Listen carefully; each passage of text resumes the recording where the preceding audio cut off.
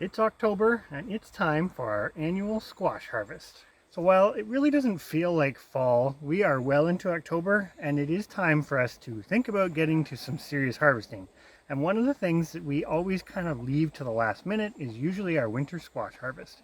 This year we are on the ball and we're going to get the squash out before we get into those frost risk periods. We've had 2 minor frosts so far and the plants have fared pretty well, but we're not going to chance it. One thing I'd love to say about squash before we really get into this harvest and all the bounty that comes with it is... I'm going to interrupt you because all of our subscribers that can relate to this are giggling right now because you've said squash so many times in this video.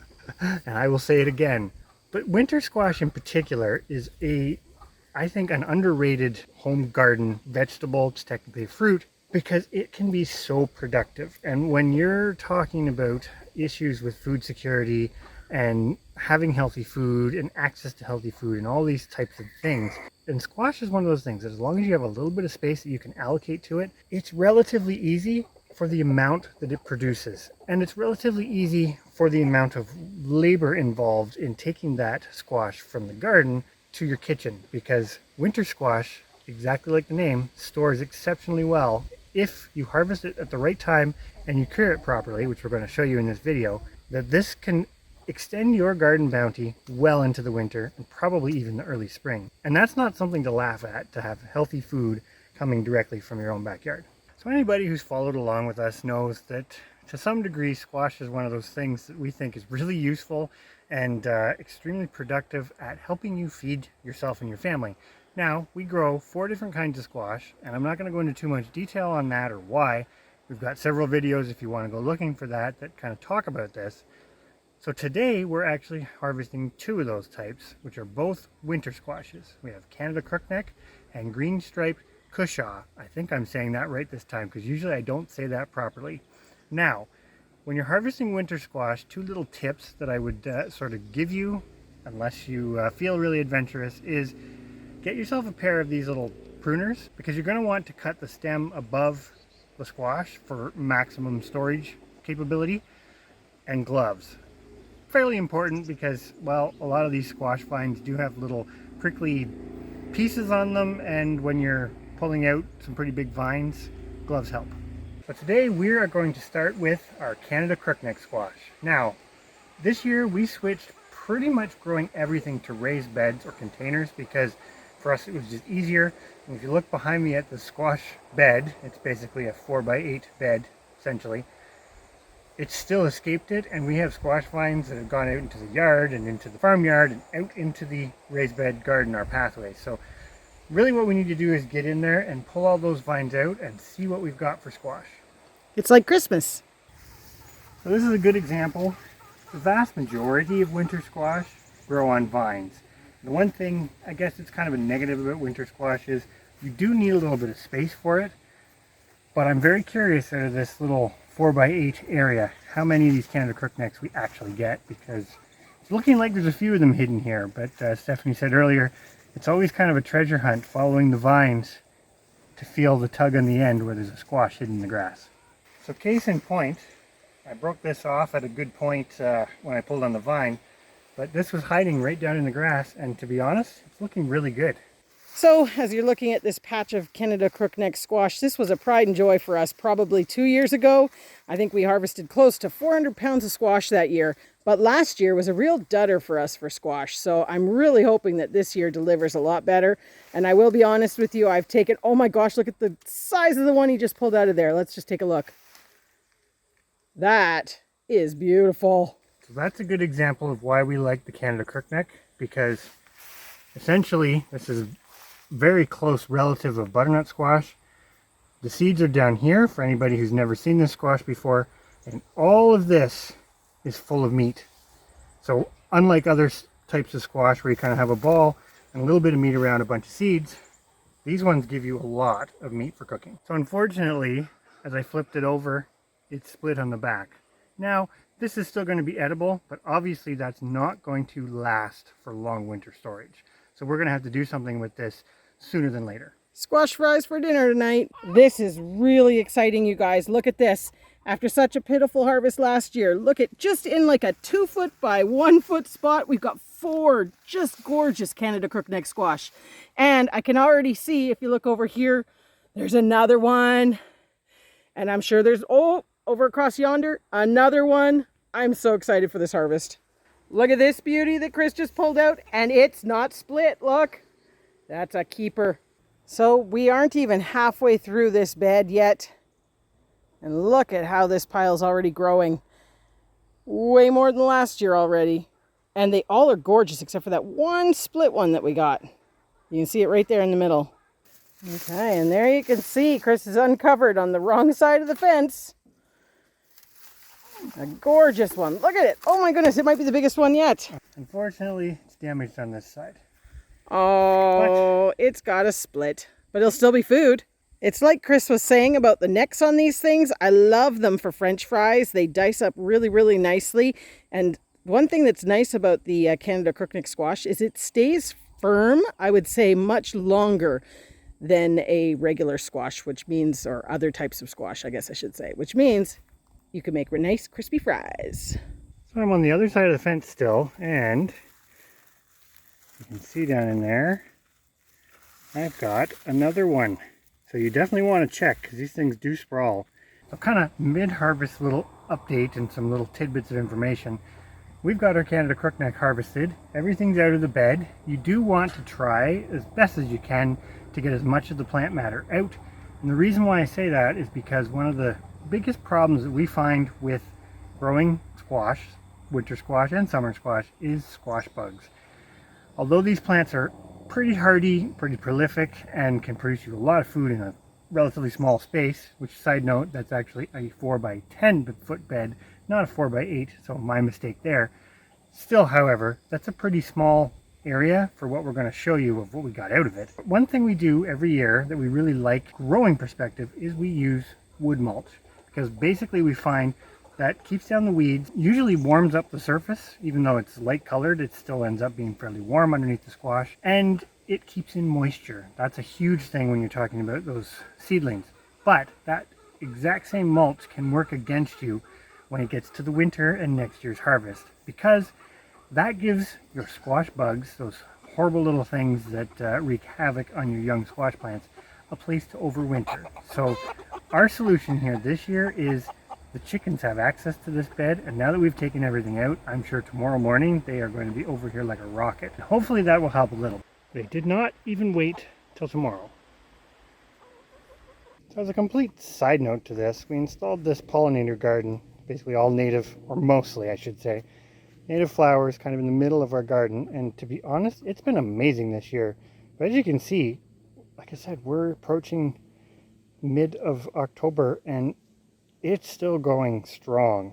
In fact, it looks like we're about to have some purple coneflowers flower for a second time this year, which really puts it into perspective that it feels really weird to be harvesting our winter squash on such a nice day.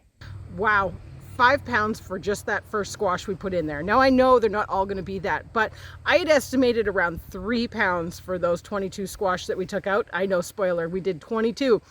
And that was kind of putting it around 70 pounds, but I think we're going to well break that. So I'm excited to see what this totals, because as you know, we love to track the numbers. Look at that. This beauty is 6¼ pounds. Gorgeous, and no splits.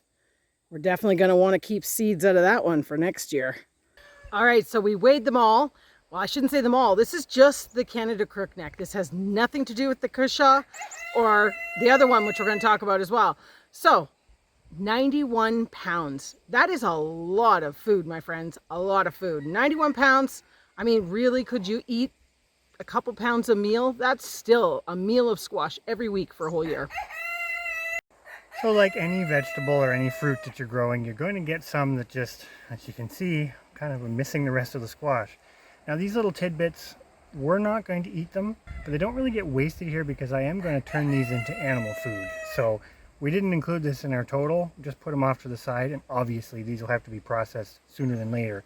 So after the harvest, we have all these vines, and I'm going to say one thing about squash. You definitely want to try to dispose of these. Do not leave them in the bed, mostly because you want to control those squash bugs. So we're going to take this and put it into our compost area, And then we're going to come back and get on to the next type of squash. It is such a lovely time of year to be in the garden, and this calendula is doing amazing. I've been drying tons for tea, and it just keeps going. This is our first year with it. Definitely going to be expanding our homestead flock, but our bed of these, because I want more. But that's not what we're talking about. Now we're on to our Cushaw squash. It's starting to die back here, so I think we're just in time, even though it really has only had a light frost. But I will admit, as I've been doing chores in the morning, I've been eyeing up the size of the squash on this. And I think, what did we get? 91 pounds from the other one? I think this one's gonna pass that for sure. So let's get going, because I love harvesting. So if you go back to that garden tour we did a couple months ago, there was that rogue tomato bed. And I'll be honest, and remind me of this in the future, I should have pulled it out then, because you can see those tomatoes have encroached on these squash big time. So I'm curious to see whether it had an effect on that end of the squash bed, but I know down here where it had room to grow, it's amazing. So really the harvesting of this is exactly the same as the Canada Crooknecks. We're going to work through the bed, take out those vines, and find the hidden squash. And this one's looking pretty promising. I mean, they're a bigger squash, and they do get bigger than this one, so I'm curious if there's anything bigger hiding in there. So this one's a little bigger. Harvesting's the same thing. You don't want to cut that off too close, but It's a giant peanut. it kind of looks like it, yeah. So that's the biggest one so far out of the patch. These aren't quite as prolific as the Canada Crookneck, and all the chickens are upset about something, but not quite as prolific, but they make up for it in size. Like these are big squash, and It's a lot of food there. and more than one meal for sure. Well, I saved the biggest one for last. Look at that, 10.5 pounds. Not the biggest one we've ever grown, but that is a sweet amount of food for winter. Well, the Cushaw squash harvest didn't deliver quite what I thought it would, but it still was very promising. And to be honest, we planted half the number of plants that we did with the Canada Crookneck. So all in all, we had more than half in poundage. So I think that's pretty good. We ended up with 53 pounds of that striped Cushaw squash. So I think all in all, that's not too bad for half the number of plants. And one thing I will say, they were a little bit smaller this year, and I actually like that, because I found when we were dealing with 16-pound squash, that was just so much squash to either consume in a meal. You know, you were eating squash for a week, or you were dicing it up and putting it in the freezer, and it was taking up a lot of space, because we all know freezer space is limited on a homestead. So we didn't actually harvest this next squash today, but we also grew this year candy roaster squash. And We grew those too, that's it. basically, yeah, we grew these two, that was it. The plants didn't do well where we had planted them, and the planting method we used, so that was really our error. These are really good, and we had the opportunity to try them last year, and next year we're going to do it properly, but just kind of goes to show you, if you grow them in the right conditions, you can produce a lot, just like our Canada Crookneck and our green striped Cushaw squash, without a lot of space. But if you grow them in the wrong spot, you can end up with very little. So the grand total for all of our winter squash combined was 150.5, give or take, pounds of winter squash. That's pretty good. We did a real quick cursory look, because we don't buy squash at the grocery store. And I'm going to say that a lot of people don't buy it at the grocery store because it's expensive. So even though it's a very healthy food for you, it's an expensive food. And we've kind of shown here that you don't need a very big space to grow a lot of it. It doesn't take, we didn't really show in this video, but it doesn't take a lot of effort to grow a lot of it.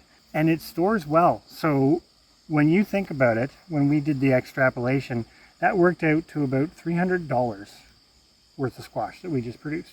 Not including some of the little tidbits here and there that are going to be animal food. That's not something to laugh at. And if you go back and want to look a little bit more at the math around squash and why you should probably consider growing winter squash, you can do that in the video that's going to link at the end of this video. Anyways, on that note, we're going to get these curing, and that's an important step. So we just used this space, which is our kind of neglected greenhouse, to cure our sweet potatoes. And we've got them all boxed up now that they've cured long enough. And now it's time to use the exact same space to cure these squash. So curing winter squash is an important step because A, you definitely want to try to maintain that little nub of a stem on the end, because that will exponentially extend your shelf life. But they have to sit somewhere kind of warm where they're not going to get frosted, all that kind of stuff, for a bit to just toughen up that skin. These are actually all pretty good right now, to be honest with you. They've got nice, good skin, and we don't have too many that are underripe, which is awesome for 2025. But they still got to sit out here for a bit, which gives us a little bit of time to sort out our storage in the house.